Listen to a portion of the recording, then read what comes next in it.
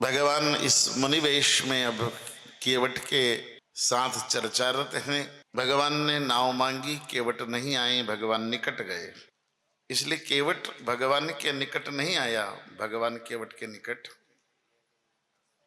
क्योंकि निष्कामता ही भगवान के निकट लाती है। और केवट ने कहा कि प्रभु क्या चाहते हो? जो गोस्वामी जी मानस में शब्द प्रयोग कर रहे हो बहुत अद्भुत है।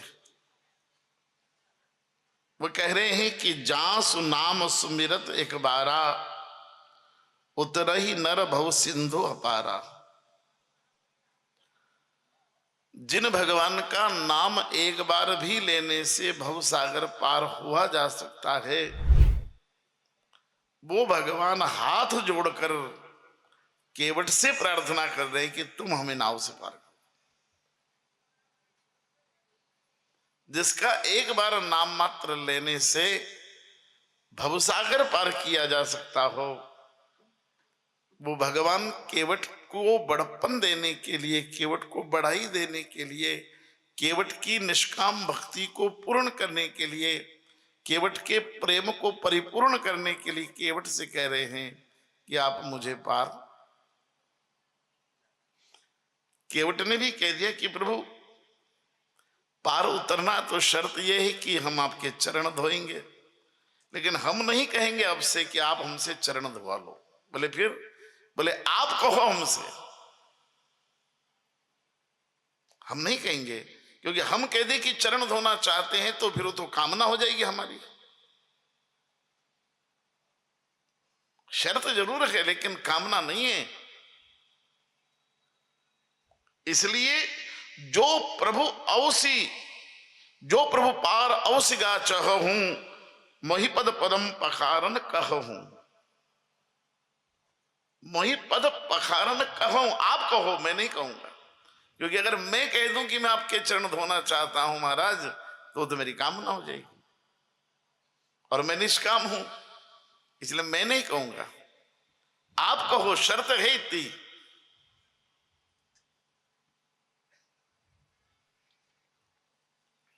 और महाराज इतना और सुन लो, ये शर्त इतनी जटिल है कि इसके पूरी किए बगैर मैं आपको पार उतारूंगा नहीं। तो गोस्वामी जी बहुत सुंदर पंक्ति लिख देते हैं और वो कहते हैं, सोई कृपाल केवट ही निहोरा, जय जग किए तिन्न पगोते थोरा। वो भगवान केवट से निहोरा कर रहे हैं, प्रार्थना कर रहे हैं कि केवट मेरे चरण धो दो। बोले कौन? बोले जिनके लिए गंगा की 100 फीट की चौड़ाई कहां सामने लगी, जिन्होंने जब वामन रूप रखा था तो 3 पग में सारे ब्रह्मांड को छोटा कर दिया, वो भगवान अब केवट से कह रहे हैं कि हमें नाव। जिन भगवान ने वामन रूप में त्रिलोक को नहीं पूरे ब्रह्मांड को छोटा कर दिया हो, वे भगवान अब कह रहे हैं, निहोरा कर रहे हैं। केवट ने कहा कि भगवान ने कहा हाँ हम कह रहे हैं ना, हमारे चरण धो लो भाई, हम तैयार हैं। केवट ने कहा आप तैयार हैं? बोले हाँ तैयार है। और इतना सुना और केवट भगा। अब केवट को भगते देखा तो लक्ष्मण जी भी उसके पीछे भगे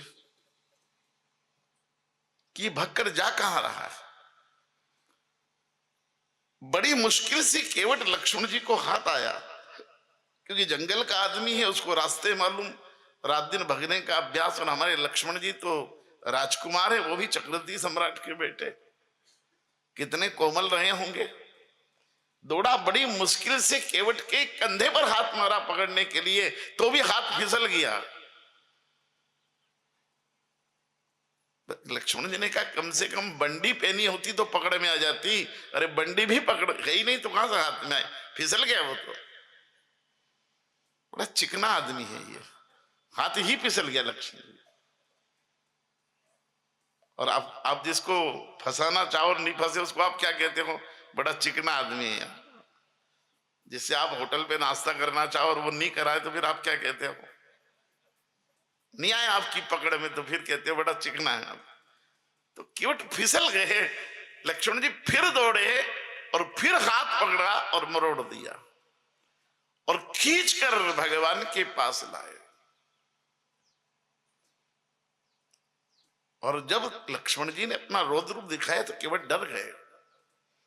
पकड़कर राम जी के पास लाए। राम जी तो एकदम कांप गए कि अरे ये लक्ष्मण छोड़ो छोड़ो, ऐसा ये हाथ मरोड़ दिया तुमने, केवट का घींच कर लाया, उसके पैरों में खून निकल आया, ऐसा व्यवहार करते हैं क्या? लक्ष्मण जी ने कहा मेरी इच्छा है कि बाण मार दो इसको, मैं अभी तो हाथ ही पकड़ के लाया हूं। भगवान ने कहा क्यों? बोले प्रभु एक तो आपके सम्मान में खड़ा नहीं हुआ, दूसरा आपके पास नहीं आया, हमें पास आना पड़ा, तीसरा प्रणाम नहीं किया आपको।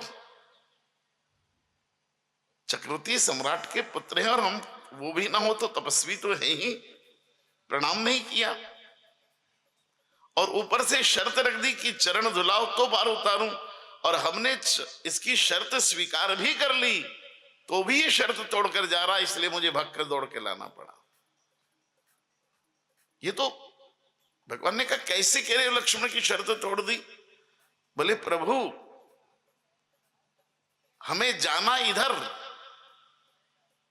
गंगा भी इधर, जाना भी इधर, आपके चरण भी इधर, तो फिर ये बस्ती की तरफ क्यों भागा?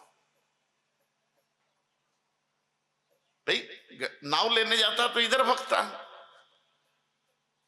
चरण धोने के लिए जल लेने जाता तो इधर भगता, जब जल भी इधर, नाव भी इधर, हम भी इधर, जाना भी इधर, तो इधर क्यों भग रहा है? पता नहीं गांव में जाकर कहां छुप जाता, लगता है हमें पार उतारना नहीं चाहता।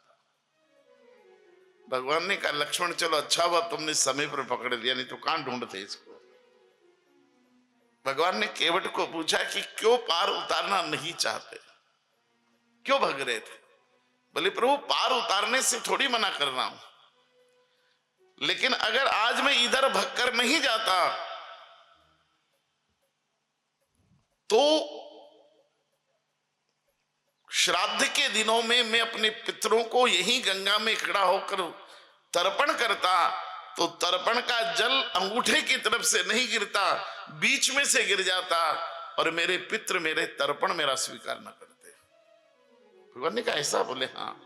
इतना नहीं प्रभु, अगर आज मैं अपने गांव की तरफ नहीं भगता तो नवरात्रि की आखिरी दिन, नवमी के दिन मैं अपनी कुल देवी की पूजा के लिए दिया जलाता तो हवा का झोंका आता और दीपक बुझा देता, मेरी कुल देवी मेरी पूजा स्वीकार न करती। अगर आज इधर भग के नहीं जाता तो गांव के बड़े बूढ़े लोग कल से मेरा मुंह देखना बंद कर देते, कहते इसका मुंह देखने से अपशगुन हो जाता। भगवान ने कहा ये कौन सी परंपरा कि तुम हमसे शर्त भी रखो, हमने शर्त हां भी कर ली और तुम शर्त तोड़कर जा रहे उधर गांव की तरफ, ये कौन सी बात?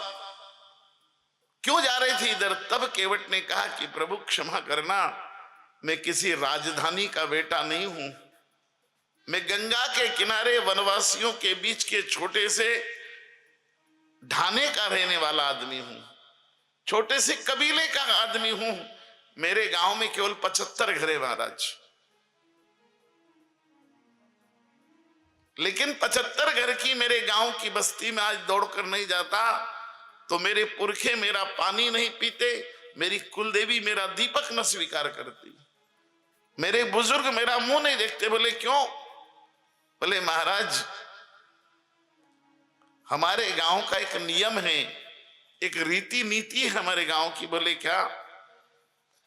बोले गांव में हम सब वनवासी केवट दिन भर कमाते हैं, लेकिन रात को जो आपका मंदिर है ना, उस मंदिर के चबूतरे पर इकट्ठे होते हैं और पूछते हैं कि कोई ऐसा तो नहीं जिसको कोई यात्री ना मिला हो, आज किराया ना मिला हो, 2 रोटी का इंतजाम ना हुआ, किसी के घर में चूल्हा ना जला हो, ऐसा तो नहीं हुआ?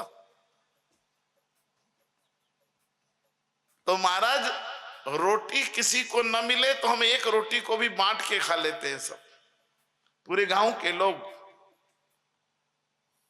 आज तक ऐसा नहीं हुआ हमारे गांव में कि कोई भूखा रह गया हो और किसी ने पूरी रोटी खा ली हो। हमारे गांव में भूखे भी रहेंगे तो साथ में, और रोटी भी खाएंगे तो मिलजुल के खाएंगे महाराज। किसी के घर कोई सुख के दिन आए तो सारा गांव नाचता है, उसकी मस्ती में आनंद लेता है।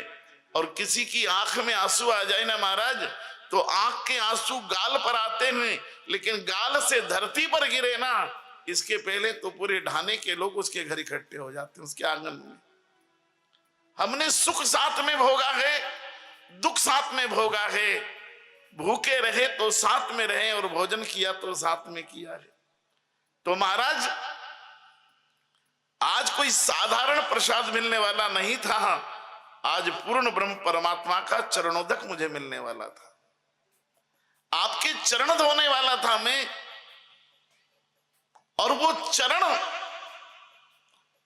से जो चरणामत मिलेगा वो अपने गांव वालों को जब तक नहीं बांट दूं, बुलाकर उनको आपके दर्शन न करा दूं, उनको चरणामत न दे दूं, तब तक महाराज क्षमा करना, मैं आपको पार नहीं उतार सकता।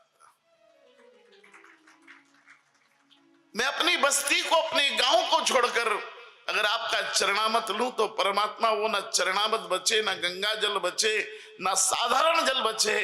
अपने गांव को छोड़कर कोई सुख भोगे ये केवट, तो सुख उसके लिए जहर हो जाए परमात्मा। इसलिए अपने गांव वालों को बुलाने जा रहा था। और लक्ष्मण को कह दो महाराज उठाए अपना धनुष और मारना हो तो मार दे मुझे।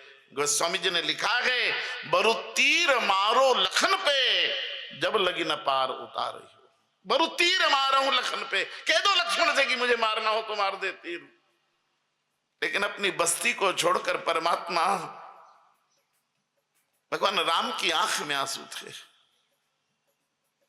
कि लक्ष्मण अगर तेरे पास कागज कलम और दवात हो तो ये किस्सा लिख ले। लक्ष्मण जी ने कहा कौन सा? बोले जब किसी गांव में लोग इतने प्रेम से रहते हों, सहकार से रहते हों, सहयोग से रहते हों, एक दूसरे के सुख दुख में सहभागी रहते हों, ए लक्ष्मण जिस दिन भारत का हर गांव ऐसा गांव हो जाएगा, उस दिन इस देश में अपने आप राम राज्य आ जाएगा, जहां लोग इतने प्रेम से रहते हो, सुख दुख में साथ रहते हो लक्ष्मण। और इसलिए है कि राम बिना बुलाए यहां आया है। बोले कौन? बोले मां कैकेयी के मन में मंथरा स्वार्थ पैदा कर दे, कटुता पैदा कर दे, तो राम अपनी जन्मभूमि भी छोड़कर चल देता है। और केवट जैसा प्रेम हो तो राम बिना बुलाए उसके गांव आ जाता है। कैकेयी के मन में कटुता पैदा हो गई, मंथरा ने ईर्ष्या और द्वेष पैदा कर दिया, भाई और भाई के बीच में सौतेला शब्द डाल दिया, तो भगवान राम भी चल दिया अयोध्या छोड़कर, अपनी जन्मभूमि का परित्याग कर दिया राम ने इस वैमनस्य के कारण। वैमनस्य पैदा हो जाए तो राम मंदिर तो क्या, मूर्ति तो क्या, अपनी जन्मभूमि छोड़ देते। इसलिए मैं कभी पूछता हूं कि जब वैमनस्य पैदा हुआ तो राम ने अयोध्या छोड़ दी, तो जिन घर में झगड़े होते होंगे उन घर के भगवान मूर्ति में भगवान रहते होंगे क्या? जहां घर भर के लोग दिन भर लड़े वहां भगवान का तमाशा देखने बैठेंगे उनकी मूर्ति में? जहां प्रेम हो वही राम है, जहां प्रेम ना हो। इसलिए विश्व के सबसे बड़े राम कथावाचक पंडित राम किंकर उपाध्याय जी कहते हैं कि राम राज्य का पहला नागरिक केवट है। राम राज्य का पहला नागरिक केवट है। राम राज्य का पहला गांव केवट का गांव है, जहां लोग इतने सहकार प्रेम से रहते हैं। और इसलिए भगवान ने कहा जाओ केवट जाओ, इसी के लिए तुम्हें जंगल में आया हूं यहां, और जो देखना चाहता था वो मैंने देख लिया, कितना प्रेम है। अपने गांव वालों को बुला कर लाओ और केवट गए हैं अपने गांव में, और 75 घर, 2 या 3 गली मुश्किल से रही होगी। हर गली में केवट ने आवाज लगाई, काकी दौड़ो, भाभी दौड़ो, दादा दौड़ो, मामी दौड़ो, मामा चलो ना, भगवान पूर्ण ब्रह्म परमात्मा आज कृपा करके हमारे द्वार पर आया है। आज भगवान का दर्शन करना है, आज भगवान का चरणामत लेना है, आज भगवान की सेवा करना है हमको। ये अवसर रोज नहीं आया करते हैं, आज भगवान हमारे घर आया है, चलो ना। और सारी बस्ती दौड़ी है गंगा के तट पर, और बस्ती के बहुत आखिरी में केवट का बंगला था। बंगला नहीं था, मकान था। मकान नहीं था, घर था। घर नहीं, झोपड़ी थी। झोपड़ी नहीं, टापरी थी। टापरी तो समझते ना? हाँ, अपने को मालवा में समझाने में कोई दिक्कत नहीं। बाहर जाता हूं तब दिक्कत आती कि वहां टापरी को क्या कहते होंगे पता नहीं। मैं तो कहूं केवट की कुटिया थी, और छोटी सी 10 बाई 10 की। पहले घर में लोग ज्यादा थे और घर छोटे थे। अब घर बड़े हो गए और लोग रहने को नहीं बचे। अब सूना आंगन रोता है। कभी कभी तो मैं ही आश्चर्य में पड़ जाता हूं मेरे गांव के घर को देखकर, कि हम 7 भाई बहन, भांजे भांजी सब वहीं हमारे घर पड़ते थे। इतने लोग, और 3 कमरों का घर था, और अब मुझे अकेले को 3 कमरे कम पड़ते हैं। कैसे? कभी कभी पूछता हूं, मैं मां को पूछता था कि मां, हम 7 भाई बहन थे, बुआ के लड़के लड़की भी रहते थे, बहनों के बड़े हो गए थे, वो आ गए थे, वो रहते थे, और ये अपना 3 घर का मकान कैसे करते थे उस समय? तुम माँ कहती थी उस समय मकान छोटे थे बेटा, लेकिन मन बड़े थे। अब मकान बड़े हो गए हैं, मन बहुत छोटे हो गए। अब तो एक मेहमान भी आ जाए तो मुश्किल में पड़ जाता आदमी, टेंशन में रहता, वो दिन भर टेंशन में कि मकान आ गया। क्योंकि मेहमान भी ऐसे हो गए ना, पहले मेहमान भी एडजस्ट कर लेते थे, अब मेहमान भी एडजस्ट नहीं करते, उनको भी प्राइवेसी चाहिए। ये संकट है। इसलिए केवट की जरा सा कुटिया थी 10 बाई 10 की, और ऊंचाई भी 5 फीट बस। इसलिए उसमें झुक के जाया जाता था, और झुक गई, और केवट जाने लगा तो सिर में लग गई है। एकदम केवट अपनी कुटिया में घुसने लगा ना, तो ध्यान नहीं रहा कि अपना दरवाजा छोटा है, लग गई, खून निकल आया। केवट ने ऐसे खून पूछा और हंस दिया, बोले आज जिंदगी में विरक्ति का दिन आया, रक्त आज भी निकला तो अब क्या निकला, आज तो विरक्ति का दिन, आज तेरी कौन चिंता करता है। और लग ही गया साहब। और केवट अगर उस झोपड़ी के दरवाजे से न टकराए तो केवट ही कैसा है। क्योंकि मेरे और आपके घर कोई वीवीआईपी आदमी आ जाए तो बोलो हम आधे पागल नहीं हो जाते? मैं तो किधर बीच में रोक दूं, कहीं का वीआईपी आए तो कि आओ 500 का चढ़ाओ, क्या दिक्कत मेरे को यार। तो मैं वीआईपी के लिए आधी कथा रोक दूं बीच में?